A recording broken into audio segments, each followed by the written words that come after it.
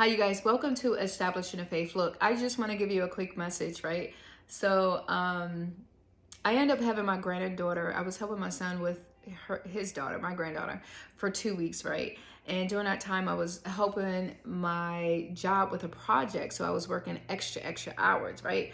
So I was like, oh my God, Lord, I'm off my time with you. It's different now, and blah, blah, blah. And the Lord, was told me to be careful not to murmur and complain. And I was like, oh man, I didn't realize I was murmuring and complaining. I was just upset that my time with you was being interrupted in a sense, right? And the Lord was like, no, what you're going to do is find a message in this situation. I said, okay. So the message in that situation, I want to share with you all. Okay, my granddaughter I was helping my son out for 2 weeks, right? And the Lord told me, He said, your promise is no longer waiting to be birthed out. Your promise is here, because my granddaughter was here. So I was no longer waiting for the promise to happen. The promise was literally here. And I had to nurture that promise for those 2 weeks. I had to feed the promise. I had to bathe the promise. I had to, clean the promise, dress the promise. I had to make sure the promise was getting the right sleep. I had to make sure the promise was treated correctly in the time that it was here. So the Lord is saying, to whom this is for, you are no longer giving birth, like you are in your promise. And I know that word is for me as well. And I thank God that He gave me that message in that, because I was like, oh God, I didn't even realize that. So be mindful that you're not murmuring, complaining. Please don't do it. Just keep your mouth shut, right? And just ask God if there's a message in just about anything that happens, right?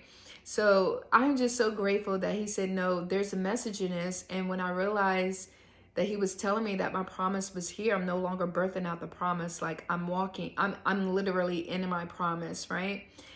Because my granddaughter was here. So again, I had to nurture her. We have to nurture the promise. It's here. For those who are in their promise, it's here. So we need to nurture it. We need to make sure it's getting its proper rest. That meant that my time was not interrupted. My time with God was not interrupted. I had to nurture the promise. I had to pray with the promise. I had to feed the promise. I had to bathe the promise, dress the promise.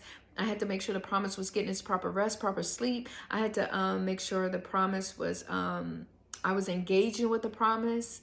You know what I mean? I was laughing with I was, it was a different type of intimacy with God, because I was even singing, songs with my granddaughter. She started to sing with me too. So I just want to encourage you guys to not murmur and complain, and to ask God for a message in a situation where you seem like times and stuff are interrupted with Him, and you seem like things are a little bit off, right?